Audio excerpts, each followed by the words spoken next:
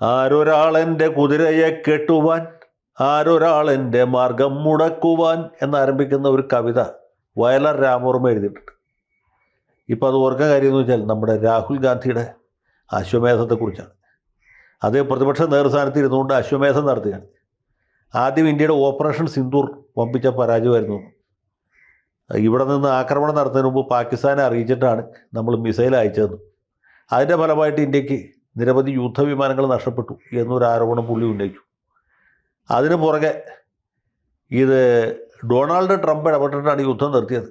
നരേന്ദ്ര കീഴടങ്ങും എന്ന് ട്രംപ് പറഞ്ഞു. അത് കേട്ട ഉടനെ ഈ നരേന്ദ്രമോദി ആയുധം വെച്ച് പാകിസ്ഥാൻ്റെ മുമ്പിൽ ദയ യാചിച്ചു എന്നാണ് രാഹുൽജി അടിച്ചുവിട്ടത്.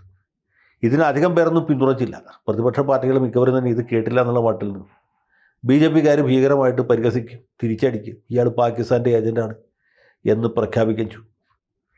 അത് കഴിഞ്ഞപ്പോൾ പുള്ളി ഇനി നിർത്താനല്ല ഭാവം. ഏതാണ്ട് 6 മാസമോ അതിനു മുമ്പ് നടന്ന, കഴിഞ്ഞ നവംബറിലോ മറ്റോ നടന്ന മഹാരാഷ്ട്ര ഉപതെരഞ്ഞെടുപ്പ് മൊത്തം തട്ടിപ്പായിരുന്നു എന്ന് പുള്ളി ആവർത്തിച്ച് പ്രഖ്യാപിക്കുകയാണ്. തെരഞ്ഞെടുപ്പ് കഴിഞ്ഞ് റിസൾട്ട് വന്നപ്പോൾ പുള്ളി ഇതുപോലൊരു ആരോപണം നടത്തി. മഹാരാഷ്ട്രയിലെ തെരഞ്ഞെടുപ്പ് മൊത്തം മാനിപ്പുലേറ്റഡ് ആയിരുന്നു, റിഗ്ഗിങ് നടന്നു, മാനിപ്പുലേറ്റ് ചെയ്തു എന്നൊക്കെയുള്ള ആരോപണങ്ങൾ ഉന്നയിച്ചു. ഇപ്പോൾ അദ്ദേഹം ആ ആരോപണങ്ങൾ വീണ്ടും ആവർത്തിക്കുകയാണ്. ആളുകൾക്ക് മറന്നു തുടങ്ങി. മഹാരാഷ്ട്രയിലും ഹരിയാനയിലും തെരഞ്ഞെടുപ്പ് ഫലം മാനിപ്പുലേറ്റ് ചെയ്യപ്പെട്ടതാണ്. അവിടെ ശരിക്കും തെരഞ്ഞെടുപ്പ് നടത്തിയിരുന്നെങ്കിൽ കോൺഗ്രസ് ജയിക്കുമായിരുന്നു. ഭൂപീന്ദർ സിംഗ് ഹൂഡ ഈ ഹരിയാനയിൽ മുഖ്യമന്ത്രി ആകുമായിരുന്നു. അതുപോലെ ഉദ്ധവ് താക്കറെ വീണ്ടും മഹാരാഷ്ട്രയിൽ മുഖ്യമന്ത്രി ആകുമായിരുന്നു. അത് അദ്ദേഹം വെറുതെ വാഗുകൊണ്ട് പറയുകയല്ല, നല്ല മനോഹരമായൊരു ലേഖനം എഴുതി അത് ഇന്ത്യൻ എക്സ്പ്രസ് പത്രത്തിൽ പ്രസിദ്ധീകരിച്ചു. അതിൻ്റെ മലയാള പരിഭാഷ ഈ സമത്വം, സ്വാതന്ത്ര്യം അതിൽ വിശ്വസിക്കുന്ന നമ്മുടെ മാതൃഭൂമി പത്രത്തിൽ കൊടുത്തു. മനോരമയ്ക്ക് കൊടുത്തിട്ട് അവർ സ്വീകരിക്കാത്തതെന്ന് ഞാൻ മനസ്സിലാക്കിയത്. കാരണം ഇത്ര വലിയ അസംബന്ധം പ്രസിദ്ധീകരിച്ചാൽ മനോരമയുടെ വായനക്കാർക്ക് പോലും സഹിക്കാൻ പറ്റുകയില്ല. മാതൃഭൂമി പത്രാധിപർ കുറച്ചുകൂടി വിശാല ഹൃദയനായതുകൊണ്ട് അത് സ്വീകരിക്കും, പരിഭാഷ മലയാളത്തിൽ പ്രസിദ്ധീകരിച്ചു.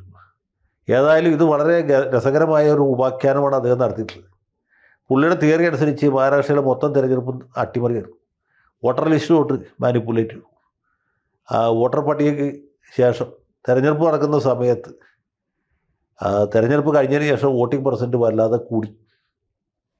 മൊത്തം പോൾ ചെയ്യപ്പെട്ട വോട്ടും എണ്ണപ്പെട്ട വോട്ടും തമ്മിൽ വലിയ വ്യത്യാസമുണ്ടായി. ഇങ്ങനെ നിരവധി അനവധി ആരോപണങ്ങൾ പുള്ളി കടലാസിൽ എഴുതി പത്രത്തിൽ പ്രസിദ്ധീകരിച്ചു. അപ്പോൾ അത് വളരെ സീരിയസ് ആയി. കാരണം തെരഞ്ഞെടുപ്പ് കമ്മീഷൻ അത് കണ്ടുകൊണ്ടിരിക്കാൻ പറ്റില്ല. കാരണം ഉത്തരവാദിത്തപ്പെട്ട പ്രതിപക്ഷ നേതാവാണ് ആരോപണം ഉന്നയിക്കുന്നത്. മാത്രമല്ല പുള്ളി പറഞ്ഞ് ഈ തെരഞ്ഞെടുപ്പ് കമ്മീഷൻ്റെ നിയമന രീതി തന്നെ തെറ്റാണ്. സുപ്രീം കോടതി വിധി പ്രകാരം പ്രധാനമന്ത്രിയും പ്രതിപക്ഷ നേതാവും പിന്നെ സുപ്രീം കോടതിയിലെ ഒരു ജഡ്ജി കൂടി ചേർന്ന ഒരു കമ്മിറ്റി വേണം ഇലക്ഷൻ കമ്മീഷനെ തീരുമാനിക്കാൻ. അതിനുശേഷം സർക്കാർ നിയമം ഭേദഗതി ചെയ്ത് കോടതിയുടെ പ്രതിനിധി ഒഴിവാക്കിയത് ശരിയായില്ല എന്ന രീതിയിൽ ഒരു ആരോപണം കൂടി ഉന്നയിക്കുന്നുണ്ട്. അപ്പോൾ ഈ ആരോപണങ്ങൾക്കൊക്കെ ഉത്തരം തെരഞ്ഞെടുപ്പ് കമ്മീഷൻ കൊടുത്തു. ഇനി ഇദ്ദേഹം ചോദിച്ച ഡീറ്റെയിൽസ് വേണമെങ്കിൽ അത് കൊടുക്കാം എന്ന് പറഞ്ഞിട്ടുണ്ട്. പക്ഷേ ഇതിൽ വേറൊരു പ്രശ്നം കിടക്കുന്നതെന്ന് വെച്ചാൽ, നേരത്തെ സിന്ദൂറിൻ്റെ കാര്യത്തിൽ പറഞ്ഞ പോലെയാണ്, മറ്റ് പ്രതിപക്ഷ പാർട്ടികൾ ആരും ഇതിനെ ഏറ്റുപിടിക്കുന്നില്ല.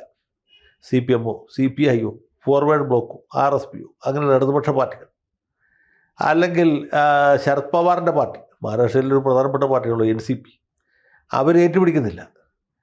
ഈ ശിവസേനയുടെ ചില നേതാക്കന്മാരിങ്ങനെ അമ്മായിയും കുടിച്ചു പാൽക്കഞ്ഞി എന്ന് പറഞ്ഞ പോലെ ഇവിടെ തിരഞ്ഞെടുപ്പിൽ കൃത്രിമം നടന്നിട്ടുണ്ടോ എന്ന് ചോദിച്ചാൽ ഇല്ല എന്ന് നമുക്ക് പറയാൻ പറ്റുകയില്ല എന്ന രീതിയിലുള്ള അഭിപ്രായം പറഞ്ഞിട്ടുണ്ട്. വേറെ ഒരു പാർട്ടിയും പറഞ്ഞിട്ടില്ല. മാത്രമല്ല ഇദ്ദേഹത്തിൻ്റെ ഈ ആരോപണത്തെ നേരത്തെ തന്നെ കാശ്മീർ മുഖ്യമന്ത്രി ഒമർ അബ്ദുള്ള തള്ളിക്കളയും പരിഹസിക്കുകയും ചെയ്തിട്ടുള്ളതാണ്. കോൺഗ്രസ് തോക്കുന്ന സ്ഥലത്ത് മാത്രം തെരഞ്ഞെടുപ്പ് സംശുദ്ധമാണ് എന്ന് രാഹുൽ ഗാന്ധി വിശ്വസിക്കും. കോൺഗ്രസ് തോറ്റ എല്ലാ സ്ഥലത്തും തെരഞ്ഞെടുപ്പ് പ്രക്രിയ ആകെ അപകടത്തിലായിരുന്നു എന്ന് അദ്ദേഹം നമ്മളെ വിശ്വസിപ്പിക്കാൻ ശ്രമിക്കുന്നു എന്നാണ് ഒമർ അബ്ദുള്ള പറഞ്ഞത്. അത് ശരിയാണ്. രാഹുൽ ഗാന്ധിക്ക് കർണാടകത്തിലെ തെരഞ്ഞെടുപ്പിനെ കുറിച്ച് ഒരു ആശങ്കയില്ല. തെലങ്കാനയിലെയും അദ്ദേഹത്തിൻ്റെ പാർട്ടിക്ക് ഭൂരിപക്ഷം കിട്ടിയതിനെക്കുറിച്ച് യാതൊരു ചിന്തയുമില്ല.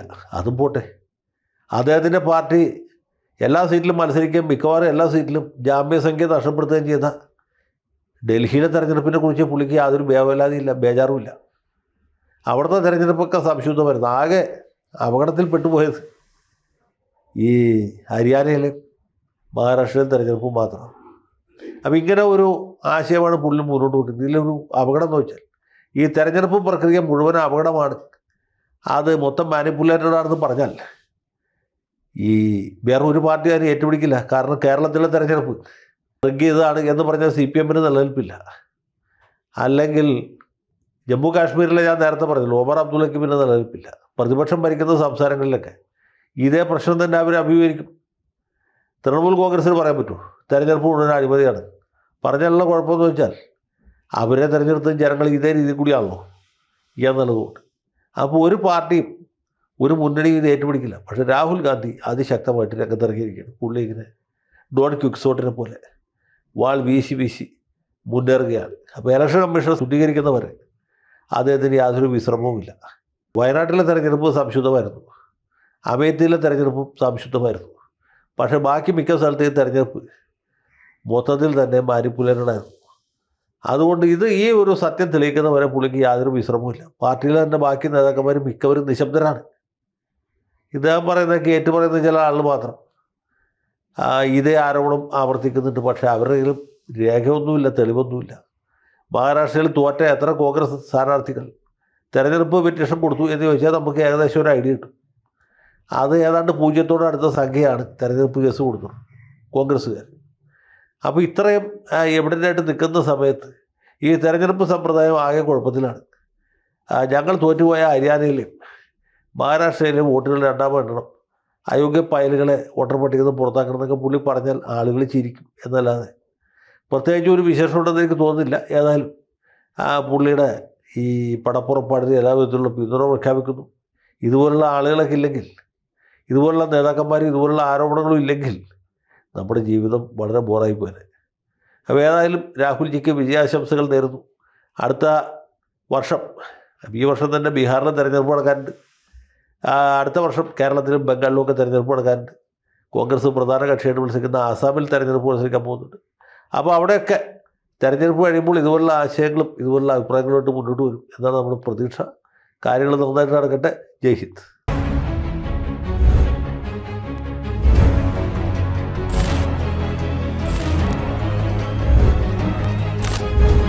കൂടുതൽ വാർത്തകളും വിശേഷങ്ങളും നിങ്ങളിലേക്ക് എത്താൻ ABC മലയാളം സബ്സ്ക്രൈബ് ചെയ്യുക, ബെൽ ബട്ടണും അമർത്തുക.